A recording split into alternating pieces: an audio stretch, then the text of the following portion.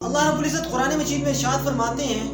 وَسَارِعُوا إِلَىٰ مَغْفِرَةٍ مِّن رَّبِّكُمْ وَجَنَّةٍ عَرْضُهَا السَّمَاوَاتُ وَالْأَرْضُ أُعِدَّتْ لِلْمُتَّقِينَ کہ تم اللہ رب العزت کی طرف سے مغفرت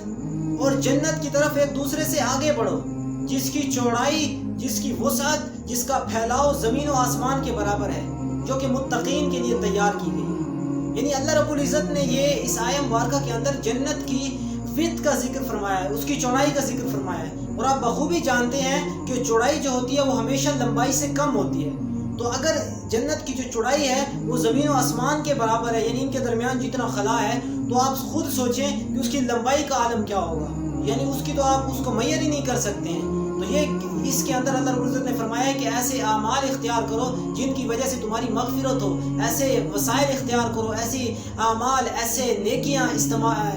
نیکیاں کرو جس کی ذریعے سے تمہیں اللہ کی جنت حاصل ہو اور اللہ کی مغفرت حاصل ہو۔ ایک بزرگ کے بارے میں آتا ہے، جب انہوں نے یہ آیہ مبارکہ سنی تو وہ رونے لگے۔